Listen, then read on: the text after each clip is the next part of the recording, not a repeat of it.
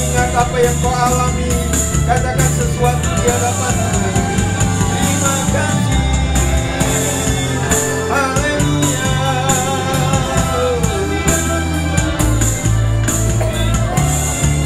Terima kasih Tuhan. Terima kasih Yesus. Kau sungguh sangat baik. Kau sungguh amat baik. Terima kasih. Mari naikkan pujian ini lebih luas, lebih luas dari samudra. Itulah besarnya kasih-Nya, itulah kemurahan Tuhan. Dari mana-mana, ya tak terbatas kasih-Mu Tuhan.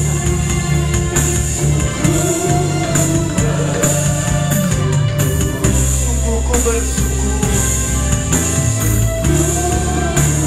sekali lagi.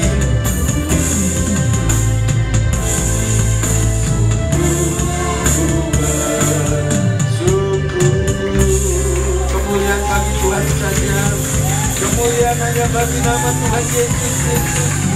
Terima kasih Tuhan Yesus. Haleluya. Tuhan Yesus, pada saat pagi ini kami siap diberkati oleh kebenaran firman Tuhan. Sampaikanlah ya Roh Kudus, supaya tidak harus berulang-ulang untuk kami mengerti. Tidak mesti terus diulang-ulang sampai bosan, tetapi kami tidak melakukan apa-apa. Tetapi hari ini Tuhan, kami minta supaya Tuhan merombak setiap hati dan pikiran kami, supaya kami tidak sekedar formalitas sebagai orang Kristen untuk datang di hari Minggu untuk beribadah, tetapi lebih jauh daripada itu Tuhan. Apa yang kami dengar, baiklah kami lakukan dengan sepenuh hati. Kami belum mampu, Roh Kudus yang memampukan kami. Kami belum mengerti, Roh Kudus yang menerjemahkannya. Yang penting kami memiliki hati, sikap untuk mau dididik, mau dengar-dengaran akan kata firman Tuhan. Segala roh jahat yang sering mengganggu setiap pemberitaan firman dilakukan, bentuknya apapun juga, kami patahkan di dalam nama Yesus Kristus. Terima kasih ya Tuhan.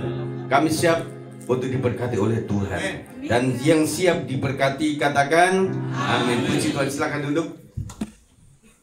Haleluya. Shalom semuanya. Puji Tuhan saudara sekalian, pada hari ini kita belajar kembali tentang kebenaran firman Tuhan. Sudah tidak terasa, sudah Agustus. Iya toh. Jadi cukup cepat.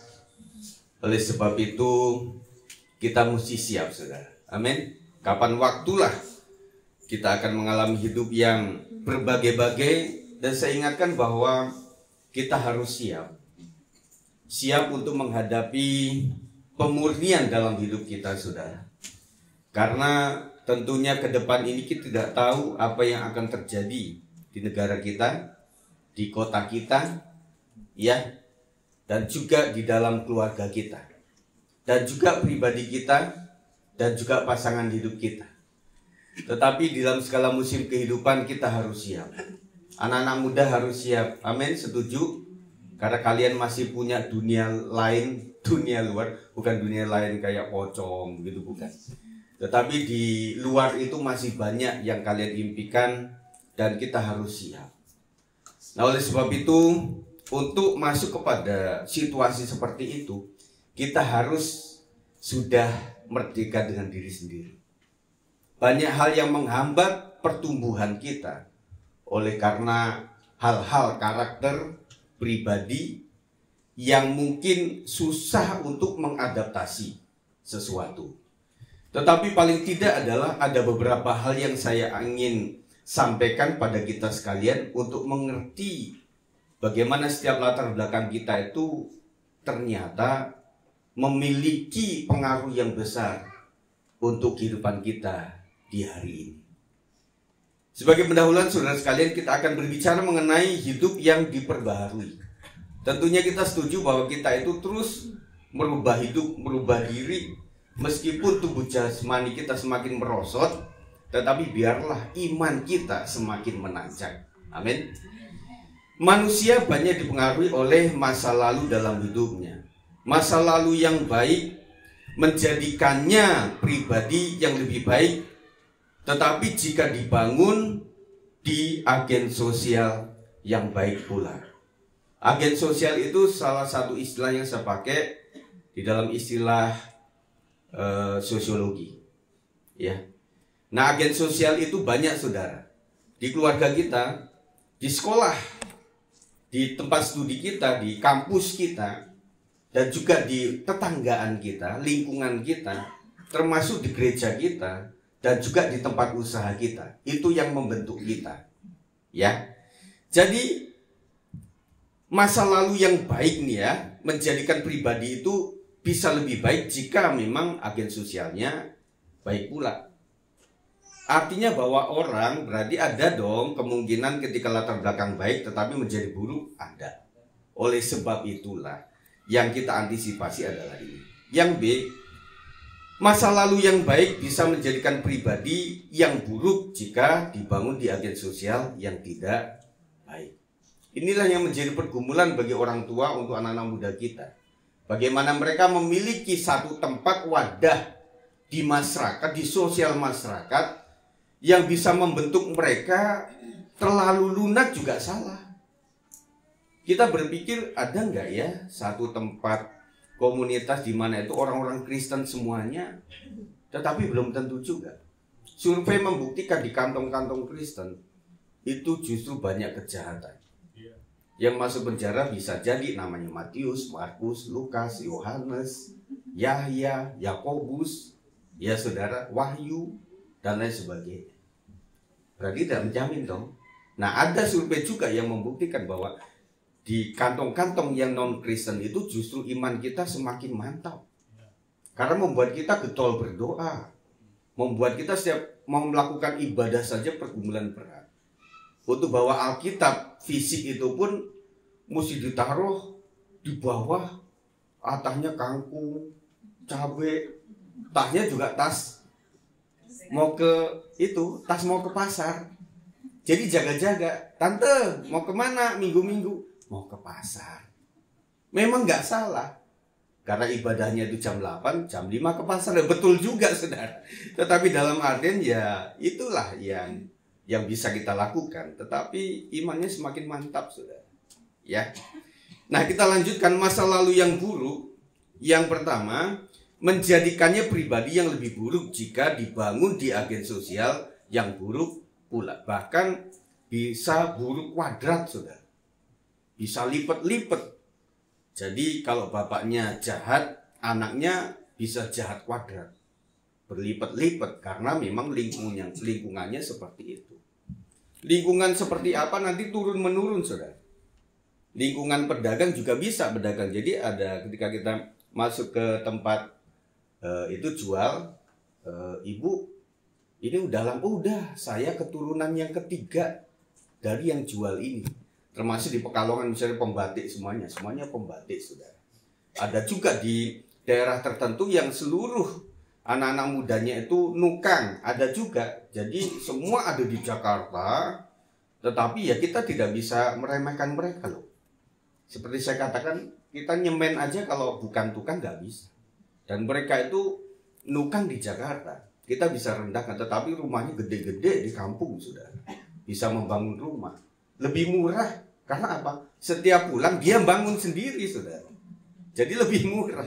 Ongkos tukang kan luar biasa ya. Bisa separuhnya loh saudara. Itu belum nipu-nipunya saudara. Ya, yang selanjutnya, menjadikannya pribadi yang lebih baik jika dibangun di agen sosial yang baik. Makanya perkaranya adalah saya sebagai gembala tidak terlalu peduli dengan latar belakang seperti apa. Yang penting orang mau dibentuk, kita ada di komunitas ini sebagai orang yang pengen dijahit ulang, pengen direnovasi ulang. Makanya kalau pengen tahu orang itu seperti apa, kita tanya sama istrinya. Bu, bapak dulu latar belakangnya, waduh pak, kalau tahu, berarti sekarang sudah puji Tuhan, alhamdulillah.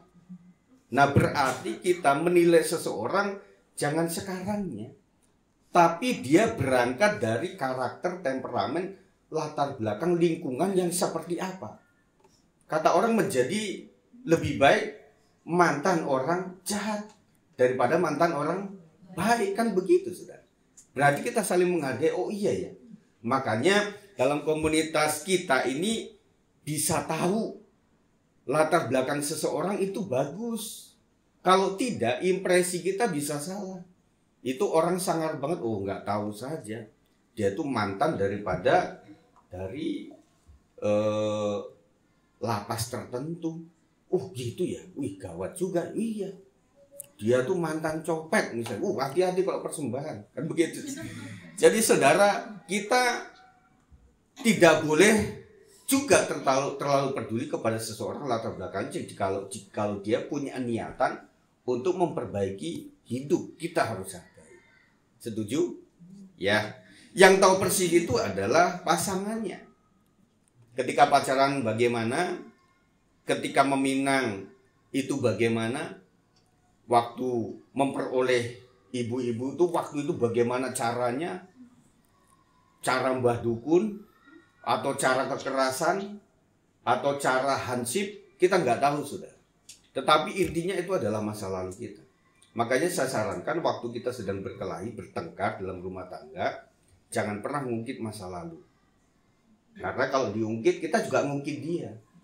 Akhirnya ngungkit marganya, ngungkit famnya. Se-Indonesia bisa marah sudah. Kepala suku bisa masuk Twitter, YouTube, Instagram nanti. Gara-gara satu orang yang bertengkar. Seseorang dengan latar belakang yang buruk, jika jadi pemimpin akan menjadi seorang penjahat bisa saja. Kan latar belakang ini akan menjadikan dia menjadi sosok apa? Figur apa? Pemimpin keluarga, pemimpin geng, atau pemimpin komsel. Itu saudara. Nah makanya diharapkan setiap kita tuh berhati-hati. Seseorang dengan latar belakang yang buruk, jika mau diproses oleh Tuhan, akan menjadikannya seorang pemimpin yang baik dan rendah hati, oleh karena sudah diproses oleh Tuhan. Nanti kita akan lihat contoh-contohnya. Yang pertama adalah seseorang yang memiliki latar belakang tertentu membuatnya seperti apa. Contoh pertama adalah Kain. Ya, sudah di situ ya. Nah, Kain tahu ceritanya saudara. Bagaimana kalau saya ceritakan itu, Kain ini mereka itu sudah terbiasa dengan namanya memberikan persembahan, dan yang di Zoom itu adalah ketika persembahan Kain itu ditolak. Nah, tentunya saya berpikir kalau hari itu ditolak, kan ada waktu lain untuk memberikan persembahan. Jadi Kain dibentuk dengan hati yang cemburu kepada saudara. Nah, Bapak Ibu sekalian, kita sebagai orang tua tentunya sedang membalansing nih kecemburuan sosial terhadap anak-anak kita. Wah, kalau begitu anak tunggal lebih baik dong, Pak. Ya belum tentu. Anak tunggal juga terlalu dimanjakan juga jadinya dia akan tergantung sama orang tua.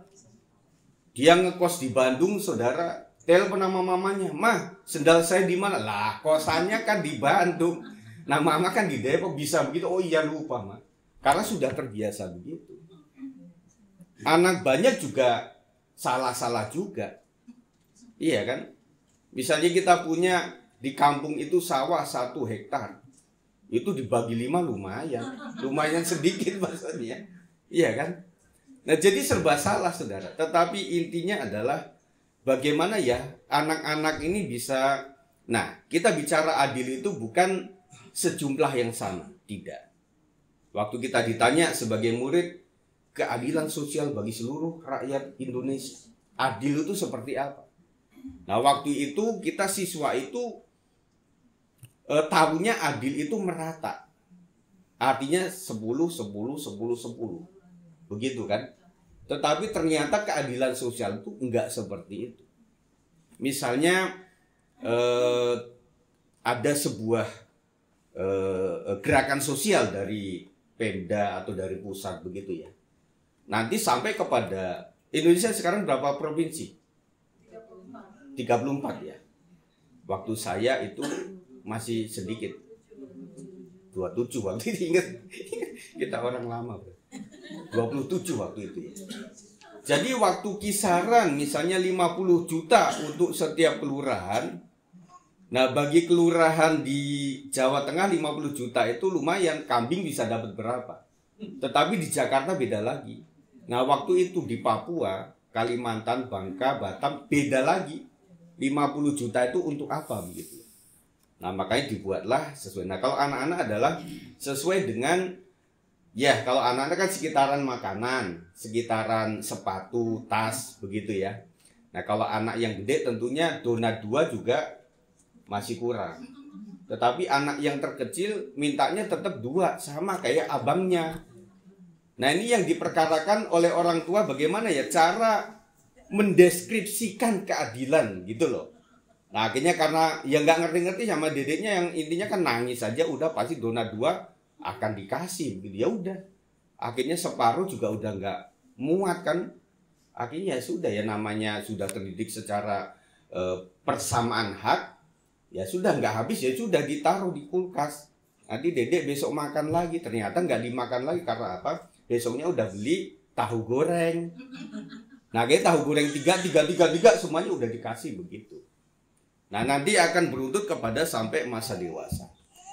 Nah Kain ini ternyata dia memelihara itu. Tuhan kan bilang, bisa nggak kamu pikir yang baik? Kalau pikirannya selalu jahat, nanti akan muncul kejahatan. Dosa sudah mengintip. Iya kan? Dosa itu ngintipin kita saudara. Nggak cuma tetangga yang ngintip, tetapi dosa udah ngintip di sekeliling kita. Ayo dosa, begitu terus. Makanya terserah kita lah keputusannya. Kita lihat juga Yudas Iskariot. Yudas menjual gurunya, ya kan?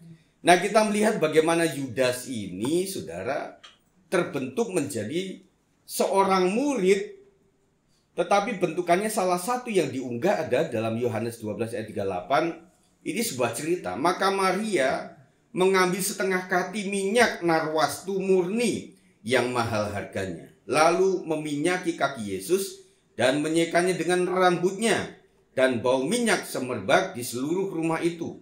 Tetapi Yudas Iskariot, seorang dari murid-murid Yesus yang akan segera menyerahkan dia, berkata, "Mengapa minyak narwastu ini tidak dijual 300 dinar dan uangnya diberikan kepada orang-orang miskin?" Sampai di sini Yudas memiliki hati sepertinya sangat baik, boros, tetapi untuk yang dia pikirkan, kenapa itu dihambur-hambur, bahkan itu jatuh. Narwastu saya pikir minyak yang betul-betul mahal lah itu, ya. Makanya seorang Yudas berpikir demikian, sampai kepada ayat selanjutnya. Hal itu dikatakannya bukan karena ia memperhatikan nasib orang-orang miskin, melainkan karena ia adalah seorang apa? Pencuri. Ia sering mengambil uang yang disimpan dalam kas yang dipegangnya. Maka kata Yesus, biarkanlah dia melakukan hal ini, mengingat hari penguburanku. Karena orang-orang miskin selalu ada pada kamu, tetapi aku tidak akan selalu ada pada kamu. Nah saudara, saya melihat sisi Yudas ini, action baik, keputusan baik, belum tentu dengan hati yang baik. Makanya yang dirubah adalah hatinya, bukan masalah yang dia idekan itu. Nah ternyata kan terbuka betul. Untungnya ayat ini mengatakan itu, saudara, bahwa ternyata Yudas itu pencuri. Dan aneh lagi dalam cerita ini, Yesus membiarkan itu dalam artian untuk menggenapi cerita penyelamatan ini. Ingat saudara bahwa pembiaran oleh Yesus belum tentu tidak mengandung hukuman. Kalau kita tahu yang baik dan tidak melakukan, itu kan dosa katanya. Tetapi kadang-kadang Tuhan ya biarin saja lah. Saya melakukan kesalahan, toh nggak ada disambar geledek, enggak. Dan kadang-kadang kecenderungannya kita melihat orang-orang yang jahat kok sehat walafiat. Keturunannya juga tetap lestari. Nah kita orang yang baik-baik, besok begelinu, sekarang pusing, besoknya migrain, besoknya lagi muntah-muntah. Nah kayaknya kok berat banget ya jadi orang baik. Nah saudara, kita melihat sesungguhnya Yudas Iskariot akhirnya menjual gurunya. kritik Yudas terhadap Maria yang berkorban minyak narwastu yang mahal harganya, akhirnya berakhir hidupnya karena menjual gurunya, membunuh diri secara tragis. Nah saudara, orang sedekat Yudas itu bisa mengakhiri hidup seperti itu. Apalagi kita harus betul-betul menjaga hati kita. Selanjutnya Simon Petrus, saudara. Simon Petrus menyangkal Yesus. Latar belakangnya murid, kemudian menyangkal Yesus, kemudian memohon ampun kepada Tuhan Yesus, akhirnya dipulihkan. Dan secara sejarah gereja, Simon Petrus rela mati untuk Tuhan. Apa yang kita pelajari, saudara? Dari orang yang betul-betul hina di hadapan Tuhan, kalau dia dibentuk secara rohani, secara baik, justru balas budinya, balas jasa keselamatan, balas berkah daripada Tuhan dan pengampunannya itu lebih luar biasa. Makanya orang-orang yang lahir sebagai orang Kristen kadang-kadang korbannya lebih sedikit, korbannya lebih dihitung-hitung dibandingkan orang yang merasa setengah umur. Dia tidak pernah mengenal jalan kebenaran, akhirnya waktu dia mengenal kebenaran, itu dia bayar harga.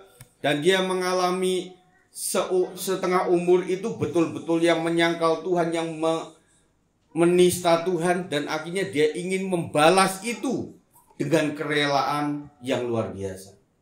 Dia berpikir dulunya saya itu sembahyang 5 kali dalam sehari. Saya mengadakan puasa Kamis, Senin. Terus kemudian saya kasih pedupan dalam mencari kebenaran sampai saya itu berendam di sungai semalam-malaman. Sampai saya bersila kadang-kadang seminggu lebih untuk mencari wangsit, untuk mencari keris kecil supaya nongol jadi mbah dukun. Nah itu ketika dia menjadi Kristen, dia lebih dahsyat. Dia menyadari untuk sesuatu yang sia-sia saya sudah melakukan berkorban luar biasa. Ketika memiliki keselamatan saya harus memiliki korban yang luar biasa.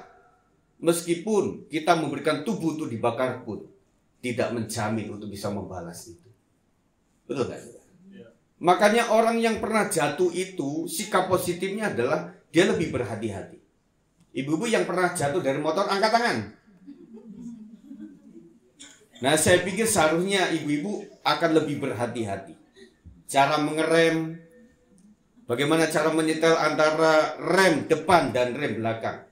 Dan orang bilang rem depan jangan terlalu pakem-pakem. Itu bahasa bahaya. Bisa jungkir balik saudara. Kita bukan sirkus tapi di tengah jalan sirkus saudara. Oleh karena salah saudara.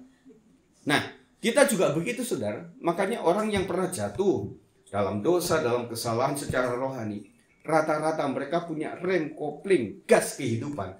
Itu lebih tertata dengan baik. Makanya saudara, kalau kita punya pengalaman itu, puji Tuhan. Tuhan kasih pengalaman yang membuat saya teringat selalu. Yang selanjutnya Saulus. Dia adalah latar belakang benci kepada pengikut Kristus. Dan dia punya kuasa untuk itu. Punya legalitas untuk membunuh orang-orang percaya. Dan itu sah secara hukum negara waktu itu. Akhirnya Tuhan tegur melalui apa? Sinar dari surga yang membuat dia buta. Sudah. Orang kalau sekeras Saulus mungkin harus ditegur dari surga. Kok ditegur dari mimbar itu nggak mempan, saudara. Apalagi istri, waduh saudara. Mulai dari tumpang tangan sampai tumpang kaki, itu enggak merubah apa-apa. Nah suatu kali ibu-ibu bisa melakukan doa khusus. Tuhan, biarlah Engkau datangkan sinar dari surga. Supaya suamiku, istriku, anak-anakku bertobat. Tetapi dengan catatan, jangan buta ya Tuhan. Begitu saudara. Kita udah minta, ada pesanan lagi. Tetapi saya lihat ketika dia bertobat menjadi seorang Paulus. Kekerasannya hanya untuk hal yang benar. Dan ketika dia harus ditarik, digiring untuk mati di dalam Kristus, tidak ada memberontak sama sekali. Ibu-ibu sekalian, kita punya suami mungkin punya latar belakang yang bengis, punya latar belakang terlalu lama di jalanan, karakter mereka seakan-akan tidak bisa terubahkan. Tetapi ingat Saulus, ketika dijamah oleh Tuhan, tetap dia bisa keras, tetapi dalam hal yang benar. Amin, saudara. Nah, kita juga tidak akan mengubah karakter kita lah. Masa orang Ambon setelah dibaptis sudah jadi orang Jawa? Enggak. Tetap saja orang Ambon. 1, 2, 3. Tetap begitu, saudara. Enggak siji, loro, telu. Enggak begitu juga, saudara. Tetapi intinya adalah, saya melihat teman-teman saya waktu di seminari itu, ada orang-orang yang dari Timur itu rata-rata kan berkulit yang berbeda dengan orang-orang Chinese, anak-anak sekolah minggu yang di Kelapa Gading, yang di kota itu. Tetapi saya melihat ada satu orang kakak itu sangat disukai oleh anak-anak sekolah minggu. Iya kan? Ada nggak Bapak Ibu Saudara ketika Anda itu mendekati anak, sebenarnya anak itu lari, berarti kita dianggap kayak setan gitu. Tetapi saya melihat bahwa kakak ini luar biasa disukai, dan kami pun juga suka gitu. Artinya adalah orang yang diubahkan, meskipun casing tetap sama lah. Kita mau lumuri apa kek ya tetap hitam, nggak bisa. Tetapi kalau hati kita baik, orang suka sama kita. Orang mendekat sama kita. Dan anak itu adalah anak yang paling jujur. Kalau Bapak Saudara memang memiliki karakter sayang sama anak, mereka akan mendekat sama kita. Itu nggak bisa dibohongi. Kalau orang dewasa bisa bohong-bohong, kayak semacam friend. Bestie, saudara. Tetapi di sana bisa bestseller, saudara. Karena apa? Kita kasih marketing cerita hidup dia yang tidak baik. Bukan bestie, tapi bestseller. Karena apa? Cerita dia dijual di mana-mana, saudara. Tetapi baiklah, kita ingin menjadi orang meskipun saya masih keras sebagai orang sana, tetapi saya keras dalam hal kebenaran. Amin. Kemudian Yusuf, saudara. Dia latar belakang menjadi anak yang manja, anak manja karena juga salah asuh daripada orang tua, saya pikir. Karena dikasih, abang-abangnya suruh ke Padang. Si Yusuf di rumah sajalah, menjadi anak mami, anak papi gitu ya. Nah, biasa anak buntil kan, anak terkecil itu kan memang kadang-kadang lebih disayang ya, tidak semuanya, tetapi anak kecil pun rasa begitu gitu loh. Pengen ya udahlah kamu nak di rumah saja. Nah, itu membuat kecemburuan abang-abangnya. Tetapi sekali lagi, saudara, dari cerita Yusuf ini kadang-kadang abang-abang itu di satu sesi seperti salah loh. Tetapi di dalam global seluruh hidup Yusuf, akhirnya ya puji Tuhan, kalau abang-abangnya itu keras sama Yusuf, sehingga membuat Yusuf ini harus dikhianati, dijual, difitnah, sampailah dia di Mesir menjadi penguasa yang akhirnya menolong keluarga besar. Dan Yusuf sangat tahu itu. Akhirnya pengampunan ada di situ, saudara. Kalau Yusuf itu adalah orang yang memberontak oleh karena latar belakang, makanya saya bilang, saudara, kita punya latar belakang disakiti iya, KDRT iya. Nah, setiap kita tuh punya fobia, punya trauma tertentu, saudara. Nah, masa kecil saya tidak, oh iya, saudara, apalagi sebagai temperamen saya lebih ke histori, lebih ke terdokumen di otak saya. Jadi sampai mimpi-mimpi pun ada di masa lalu. Saya masa lalu itu, saudara, saya naik pohon tuh berani karena kakak saya nyuruh. Iya. Cari apa? Cari sarang burung doang. Kakak saya merasa gede itu ranting cabangnya itu kan agak kecil. Saya lah yang dikorbankan. Dit, kamu kan kurus kecil, hitam, hidup lagi. Ya udah, kamu naik ke sono. Ih, betul, saya nangkring, saudara kan. Ya ranting kan begitu ya, saya ambil dulu. Ya nggak ada, orang sarangnya udah kosong. Emang ada tulisan ini sudah kosong, mau disewakan, kan nggak ada sarang kayak orang perumahan disewakan begitu kan, nggak ada tulisan. Ya udah, saya ke sana. Ada tetangga yang lihat itu, langsung kabari bapak saya, oh kakak saya dimarahin betul. Nah, kok Sigit ini jatuh ya hilang begitu ya, saudara. Naik kelapa, udah Tetapi herannya sekarang itu saya di lantai 4 itu pusing. Kayak tahu ketinggian gitu ya. Makanya saya pikir Bapak ngajak ke Kalimantan ke kakak, naik apa Pak? Naik pesawat. Naik GT aja lah Pak. Saya belum pernah naik pesawat, saudara, kasihan ya. Jadi ya saya ke Ancol, ke Dufan itu yang paling saya lihat kan lihat orang. Kalau saya naik sendiri nggak berani, saudara. Saya gitu, pengen muntah gitu. Pernah yang diputer ya, yang Kinci Raksasa tuh. Nah saya bilang itu kan pelan ya. Loh nggak taunya saudara yang paling kan orang di bawah itu mau naik, nah kan dihentikan yang paling pojok, saudara. Situ jauh, sini jauh, aduh saudara ini mati atau enggak saya. Nah habis itu sampai ke bawah sama dia diputer lagi, udah muter begini diputer lagi, kan pusing saya. Akhirnya yang paling saya sukai di Dufan itu adalah balada kera. Yang monyet-monyet orang itu yang nyanyi-nyanyi, ya udah itu aja yang saya suka. Iya kan? Jadi banyak trauma lah dalam hidup saya itu sebenarnya. Waktu saya kecil, saudara, saya pernah punya sakit mata parah sampai 1 bulan. Jadi ibu memang pelayanan, jadi saya sama nenek di depan itu seberang itu ada tante yang tinggal di situ. Jadi waktu saya kangen atau apa, aduh malam-malam itu saya minta ke sana, Mbah sana, dan nyampe sana pengen balik lagi itu sampai pagi tuh, kecil. Nah, waktu itu sakit, makanya sipit karena itu kali ya, sakit mata sebulan itu. Jadi si nenek ini kan ya kurang pengetahuan lah, zaman itu kan tahun-tahun 70-an itu kan belum ada obat begitu. Jadi kain nenek itu loh, kan sakit itu kan selalu ada yang panjangnya itu, dikasih itu sampai dirobek itu untuk cuma diseka doang.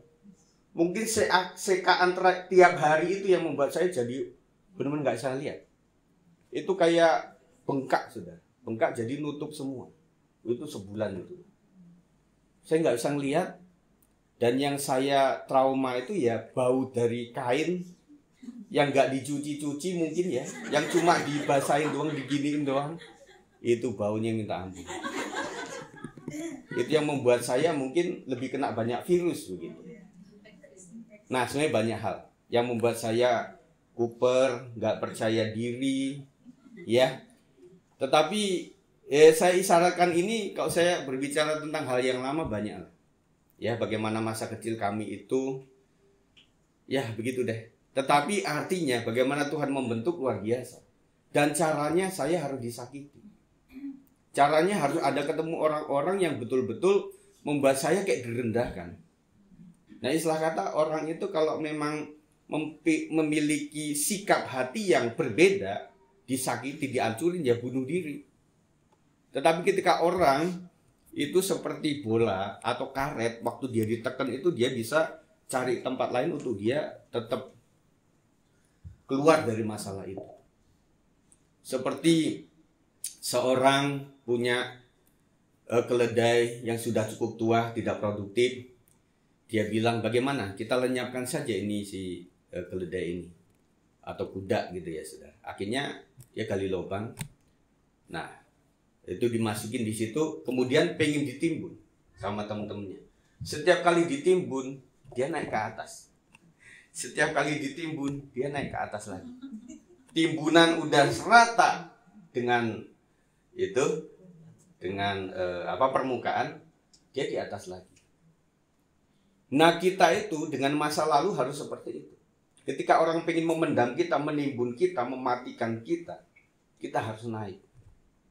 Kalau kita ikutin ya udah, semakin kesini, lama-lama udah mati udah. Satu gambaran yang luar biasa. Nah kita akan baca Alkitab saudara di dalam Matius 12 ayat yang ke 33 sampai yang ke 37. Jikalau suatu pohon kamu katakan baik, maka baik pula buahnya. Jikalau suatu pohon kamu katakan tidak baik, maka tidak baik pula buahnya. Sebab dari buahnya pohon itu dikenal. Hai kamu keturunan ular beludak, siapa ini saudara? Bagaimanakah kamu dapat mengucapkan hal-hal yang baik, sedangkan kamu sendiri jahat? Karena yang diucapkan mulut meluap dari hati. Orang rohani, rohaniwan, rohaniwati, saya pikir akan dikaji ulang melalui, nanti kita lihat. Dilanjutkan lagi, orang yang baik mengeluarkan hal yang baik dan dari perbendaharaannya yang baik, dan orang yang jahat mengeluarkan hal-hal yang jahat dari perbendaharaannya yang jahat. Tetapi aku berkata kepadamu, setiap kata sia-sia nanti ya. Nah, saudara, saya akan berbicara begini. Jadi yang tahu hati itu hanya kita. Dan produk hati itu adalah lebih banyak juga karena latar belakang kita. Kalau kita melihat orang tua kita disakiti sama seorang laki-laki misalnya, seorang anak melihat mamanya disakiti oleh seorang papanya, nanti traumatis yang terjadi bahwa dia akan membenci semua laki-laki. Munculnya lesbian. Dia lebih mencintai sejenis.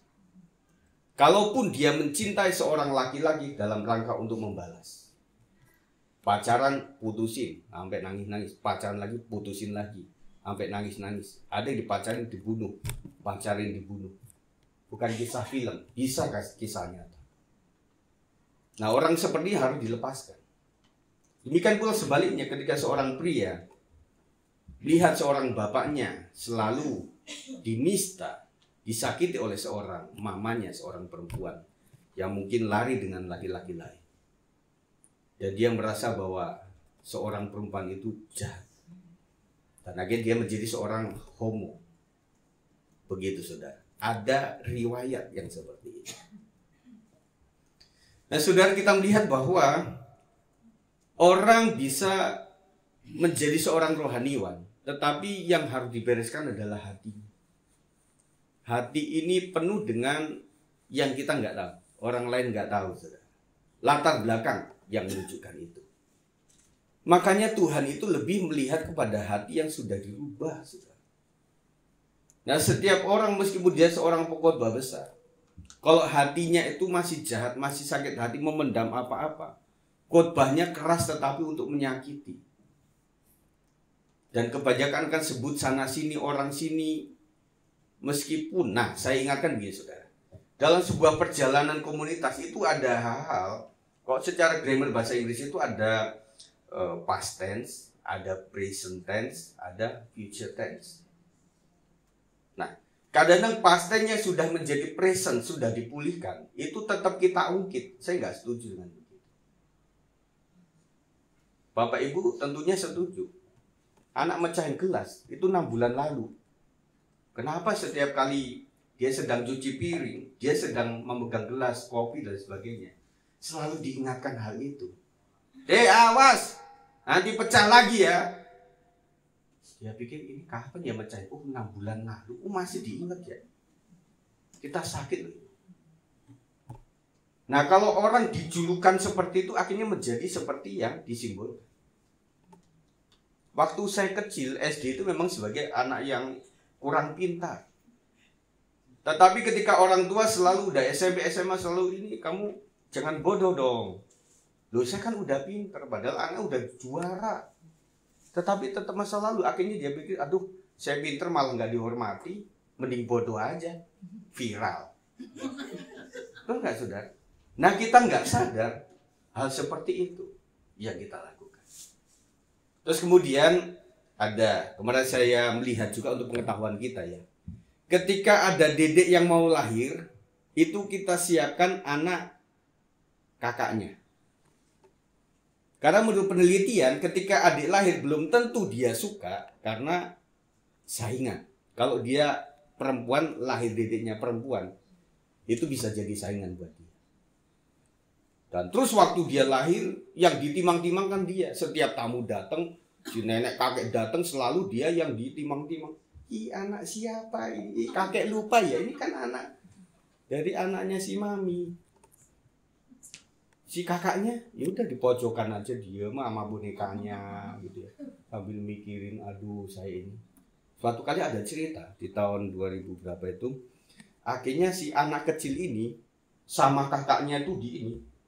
Ya dia pingin main-main atau sebel gitu loh, sama dia diinjek-injek begitu. Ya anak baru lahir, diinjek-injek, akhirnya memang meninggal. Karena apa? Nggak siap gitu. Akhirnya ini jadi saingan. Kalau anak cowok, anak cewek masih mending, nggak bersaing dalam hal sepatu, dalam hal yang lain-lain. Tapi kok cewek sama cewek, bandunya bisa rebutan. Dia berpikir seperti itu. Nah, yang diharapkan adalah para orang tua, siapapun itu, waktu nyanjung ini tetap sama kakaknya. Kita anggap kakaknya ini sebagai tidak selalu adik, tetapi sebagai teman, bukan untuk bersaing. Itu membuat dia akan menghargai. Nah, selama ini saudara akan bersaing begitu. Ya mungkin kami pun juga begitulah. Kan tidak ada yang sempurna masalah kakak adik. Siapa yang kakak adik nggak berantem? Adik saya pernah saya tonjok gara-gara kelereng. Adik saya perempuan. Setelah saya tonjok kok dia diem. Saya takut. Dia berdiri tapi diem. Lina kan. Lin. Apa? Oh iya, puji Tuhan. Masih hidup. Gara-gara kelereng loh. Nah saya pikir kelereng itu kan harta terindah. Waktu saya kecil itu, yang saya kemarin itu ceritakan itu kan, mau cerita lagi, nggak usah kan? Nah itu benda yang, waduh. Nah sama adik saya itu dimain-mainnya atau gimana, saya tonjok dia, begitu. Jangan ditiru. Sama kakak saya jangan ditanya, kok laki sama laki udah deh, begitu ya. Nah kadang-kadang kecemburuan, gini loh. Saya laki, dia laki, saya suruh cuci piring, dia enggak, itu aja udah marah saya. Kenapa sih? Itu. Nah kakak saya waktu itu dia cetak bata, saya enggak bantu, dia juga marah. Waduh saudara. Nah setiap kita ada seperti itu. Nah puji Tuhan di sini ada semua generasi, para muda-muda nanti kalau punya anak lebih daripada satu, ya perlakukan dengan cara yang sama. Membentuknya enggak mudah. Dan waktu dedeknya mulai agak besar juga iri hati dan sebagainya mesti kita manage. Supaya latar belakang itu meminimalisir. Supaya mereka tidak sakit hati saudara bersaudara. Kita melihat saudara kalau namanya kebencian anak kecil. Itu meskipun saudara itu lebih jahat dibandingkan orang lain. Saudara bersaudara. Perang saudara namanya. Itu lebih dahsyat. Karena apa? Tahu kuncinya. Tahu kartunya saudara. Makanya musuh yang paling jahat adalah mantan sahabat. Mantan saudara. Bukan mantan saudara. Saudaranya saudara. Karena tahu persis apapun. Makanya orang bilang ternyata dalam kehidupan ini kita harus jaga jarak. Tidak boleh terlalu dekat sama seseorang. Tidak boleh terlalu jauh juga sama seseorang. Karena mantan sahabat itu lebih menyakiti. Mantan pacar. Kok di sono mantan istri, mantan bos, ya kan banyak karyawan yang akhirnya ke bosnya, bagaimana? Dan juga sebaliknya. Kita lihat di sini saudara, tetapi aku berkata kepadamu, setiap kata sia-sia yang diucapkan orang harus dipertanggungjawabkannya pada hari penghakiman. Nah tentunya orang-orang Farisi ini tidak fair saudara. Dia mengajarkan sesuatu yang baik tetapi hatinya jahat. Karena menurut ucapanmu engkau akan dibenarkan dan menurut ucapanmu pula engkau akan dihukum. Jadi saudara, kita itu hidup kita, mati hidup kita, kata firman Tuhan, dikuasai oleh lidah. Bahaya. Hukum di negara manapun oleh karena perkataan. Oleh sebab itu medsos itu ada rekam jejak.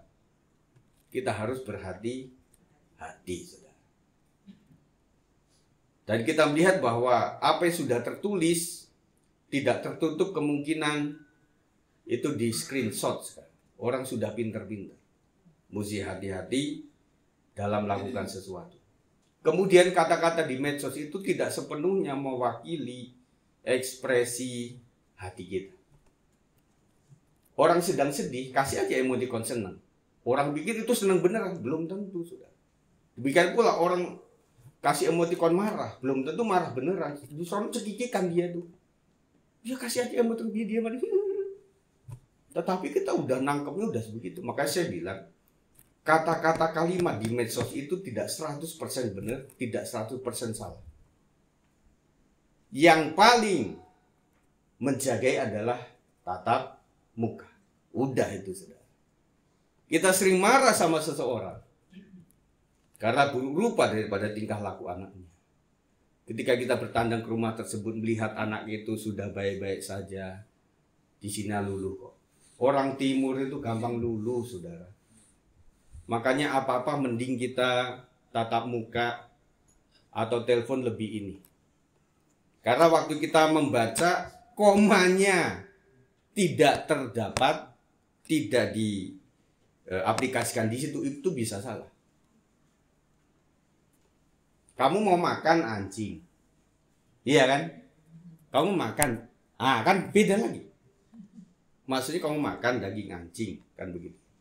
Nah waktu ditulis doang, kamu mau makan anjing, kan beda, saudara. Betul nggak? Jadi kalau langsung kan ada, Bapak Saudara. Jadi gini, masih hidup loh. Nah itu kan orang nggak marah kan? Karena lihat mukanya itu udah duduk kayak model-model gitu pasti bercanda. Tetapi kok ditulis, kamu masih hidup, langsung disebar ke kakaknya di Kalimantan. Tahu nggak dek, aku diginiin. Benar nggak saudara? Jadi makanya dalam komunitas kita, jangan kita tangkap sesungguh-sungguhnya daripada arti itu. Kadang orang terangkan di medsos pun malah jadi gundah. Keterangan kita malah jadikan persoalan. Keterangan kita bukan mengklirkan, tetapi malah salah tangkap lagi, menyebar itu sampai akhirnya admin nutup lagi. Maaf Pak Pendeta, maaf Pak, kita sesama hamba Tuhan ngomong jangan begitu. Ya udah ntar malam saya buka lagi, dibuka lagi. Di tingkatan pendeta juga begitu, saudara. Makanya saudaraku, kita harus berhati-hati. Karena apa? Kalau ini ayat mengatakan setiap ucapan dibawa ke pengadilan Tuhan, mungkin setiap tulisan kita. Ya. Roma 6 ayat yang ke-6 mengatakan, karena kita tahu bahwa manusia lama kita telah turut disalibkan supaya tubuh dosa kita hilang kuasanya, agar jangan kita menghambakan diri lagi kepada dosa. Jadi yang ada dalam hati kita itu harus dibereskan. Manusia lama semakin dikikis, semakin dikikis, semakin dikikis. Ketika yang dalam hati kita sudah bukan ego kita, kayaknya orang tuh aman. Kita sangat menghormati sikap presiden kita, yang belakangan ini saudara tentunya sudah terbuka secara umum. Tetapi kita kan ini luar biasa. Ya, kadang kita kalah saudara. Kita disiap, kita siap. Dia klakson 2 kali, kita klakson 5 kali. Dia begini, saya begini. Ayo. Pakai dasi dari gereja bisa saja. Tetapi masalah parkiran, ini di luar gereja kita ya. Wes bisa begitu. Bisa hantem-hanteman saudara. Karena daging kita terlalu kuat saudara. Oleh sebab itu kita mencoba terus. Ya puji Tuhan. Di atas langit adalah langit. Membuat kita itu mau nyombong-nyombong, ketemu orang lebih sombong, akhirnya kita ditunduk juga. Dan orang yang memiliki karakter yang dibentuk oleh Tuhan itu luar biasa. Ya, Efesus 4 ayat 22, yaitu bahwa kamu berhubung dengan kehidupan kamu yang dahulu terus menanggalkan manusia lama yang menemui kebinasaannya oleh nafsunya yang menyesatkan. Saya ingatkan bahwa manusia lama menuju kepada kebinasaan. Jadi kita jangan bangga dengan hidup lama kita. Kita boleh menyaksikan sesuatu tentang saya dulu preman loh. Saya dulu pernah bunuh orang loh. Saya dulu pernah menjamret loh. Saya dulu pernah loh begini-begini. Itu bukan sebuah kebanggaan tetapi sebuah kesaksian bahwa saya dulu seperti itu, tetapi sekarang sudah seperti ini. Oleh sebab itu saudara, saya berharap kepada teman perteman di sini adalah bahwa kita memiliki histori daripada teman-teman kita. Dan saya himbau untuk kita tidak mengungkit hobi dia di masa lalu itu. Karena orang bisa keluar lagi di situ. Dan saya lebih mengingatkan kepada orang yang pernah main dukun waktu itu, yang pernah dikasih kekebalan tubuh, kemudian yang masih, apalagi yang masih pakai-pakai seperti itu. Loh, kita itu rentan, saudara. Kalau orang punya mobil yang cc-nya tinggi, motor cc-nya tinggi, kecenderungannya apa? Ngebut, saudara. Nah, kalau orang memiliki aji-aji, tahan peluru, di jalan dimanapun dia cari musuh, kecenderungannya seperti itu. Orang senggol dikit, yang dibawa parang. Loh senggolnya dikit kok parang yang jalan. Ya di sananya celurit yang jalan juga. Nah makanya kita punya latar belakang tertentu yang kita menghargai, udahlah kita sudah lupakan itu. Ya jangan sampai muncul-muncul lagi, enggak. Makanya komunitas rohani adalah komunitas yang membuat kita semakin meredam itu. Saya dulu kayak gitu, aduh kalau itu 10 tahun yang lalu habis dia. Aduh, oh puji Tuhan lah, saya sudah ditangkap oleh Tuhan. Perkataan itu sungguh indah. Dan istri-istri cukup bangga. Aduh Pak, waktu 10 tahun yang lalu Pak, kalau naik motor itu, aduh, saya jewer dia, saya cubit dia, saya ketok-ketok dia. Itu karena apa? Setiap ketemu orang pengennya berantem mulu. Di kelasan orang marah. Waduh, tetapi sekarang Pak, dia ditabrak orang, ya silakan Pak. Itu kan beda sudah. Kalau dulu silakan Pak, ayo minggir sana Pak, minggir sana Pak. Kan begitu sudah. Nah ini kan sebuah apa ya? Oh iya, ternyata manusia itu bisa berubah. Manusia itu selalu ada sisi baik, sisi buruk. Kita akan gas untuk sisi baiknya. Kolose 3:9. Jangan lagi kamu saling mendustai karena kamu telah menanggalkan manusia lama serta kelakuannya.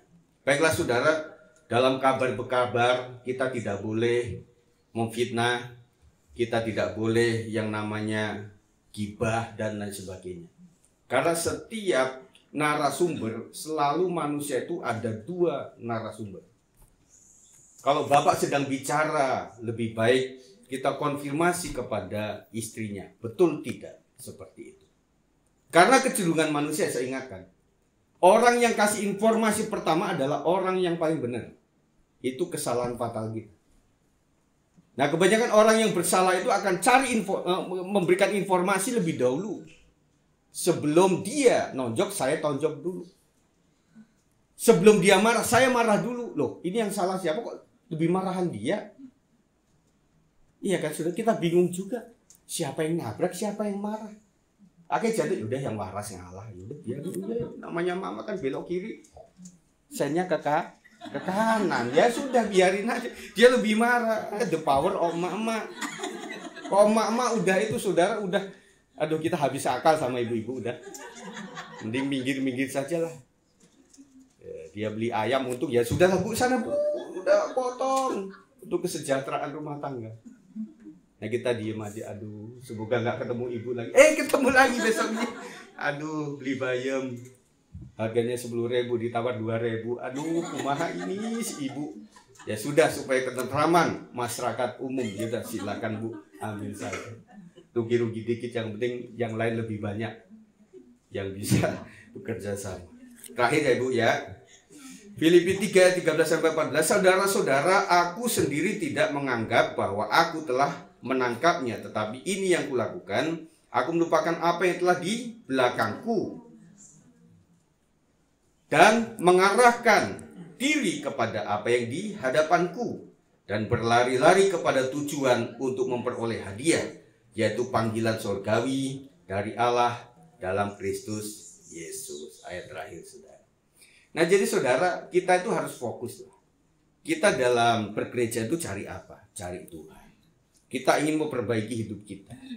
Jadi hal-hal yang mengganggu untuk 2 hal ini kita boleh bisa abaikan untuk sementara waktu.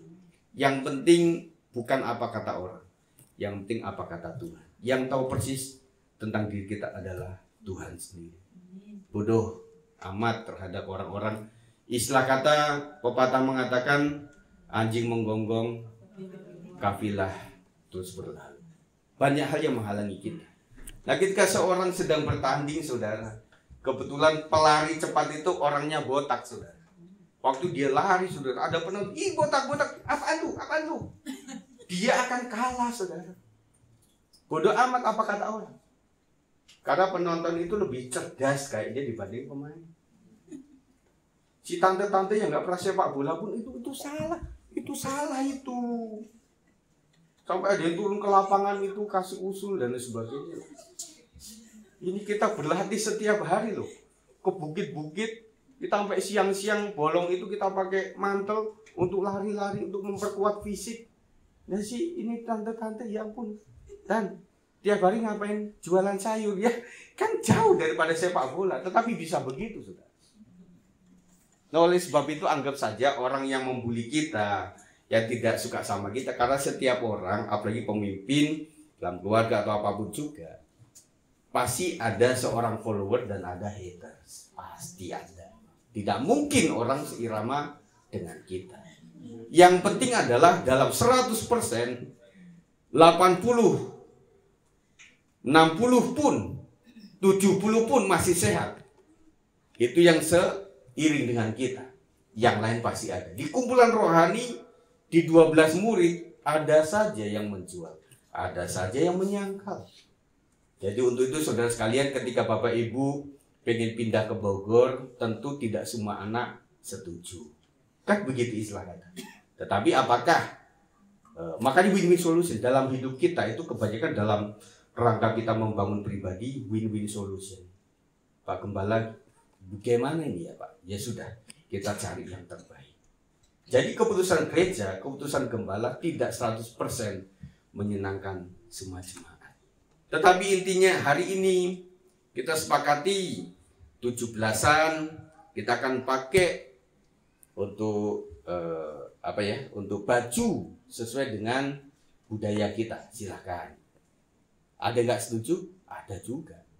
Tetapi ya sudahlah, ini untuk kebersamaan. Jadi untuk kebersamaan kadang-kadang kita akan meredam keinginan kita. Setuju? Ya sudah, kita lakukan saja. Ya. Siapa nggak suka yang namanya game-game seperti ini? Saya pemalu. Saya paling malu kalau ditunjuk. Kalau udah acara game, pasti saya keluar. Habis itu game salah disuruh nari, paling pantang saya. Kalau udah salah game, salah nebak, suruh nari gitu. Saya kan bukan penari. Nggak bisa, saudara. Saya pernah belajar tamborin, saudara. Yang awal ingat, yang tengah lupa. Tengah ingat, yang awal akhir lupa. Makanya nggak jadi tamborin saya. Cuma ikut doang. Ada clap, press itu Pak, geraknya Pak gitu. Ya orang gerak beda-beda, saya gini aja udah. Mau latihan pengali-ali ketapel. Kan begitu, saudara. Ya sudah, yang penting kan menyenangkan hati orang. Iya kan? Nah, dalam tarian, dalam apapun juga, dalam kegiatan kita, kadang-kadang kita memang bukan DJ, bukan penari kok. Ya, emang Pak Sinaga penari? Kan bukan. Tapi harus menari, ya sudah. Tari Jawa, tortor. Ya kenapa? Apa salahnya kan begitu? Ya. Jadi intinya dalam persekutuan ini adalah bagaimana kita membangun. Ada lemah, ya. Kita sedang berusaha. Ya. Ada yang sudah baik, ya puji Tuhan. Dia sudah kebentuk oleh Tuhan. Intinya pada hari ini mari kita sepakat, Tuhan ampuni saya. Saya juga bilang kepada Tuhan, ampuni saya Tuhan atas segala kelemahan. Dan hari ini kita akan terima perjamuan kudus. Mari para pemain musik ke depan. Kita menyadari bahwa rancangan Tuhan itu luar biasa atas hidup kita. Hari ini kita masih bisa membenci satu dengan yang lain, baik dalam keluarga besar dan keluarga kecil kita. Tetapi mengingat bagaimana cerita tentang Yusuf, barangkali suatu saat di 5 tahun mendatang, di 10 tahun yang mendatang, kita berterima kasih dengan orang-orang yang membuli kita. Kita berterima kasih kepada orang-orang yang menyakiti hati kita. Dan kita bilang thank you bro, kamu sudah benar keras sama saya sebagai sahabat waktu itu. Saya pikir kamu musuh saya waktu itu. Tetapi ternyata apa yang kamu bilang itu adalah benar. Amin saudara. Mari kita datang di hadapan Tuhan.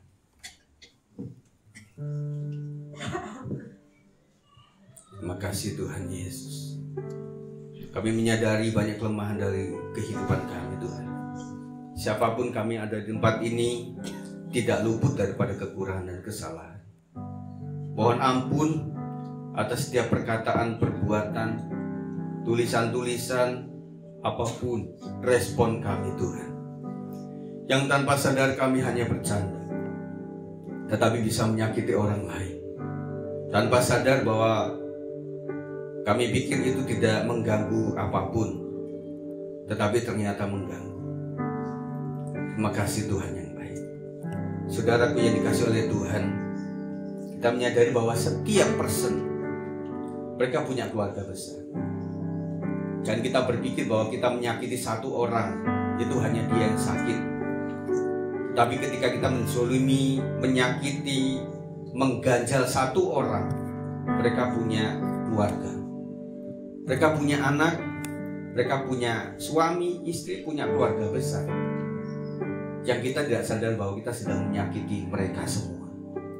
Oleh sebab itu berhati-hatilah bahwa setiap kita punya kelemahan dan belumlah sempurna.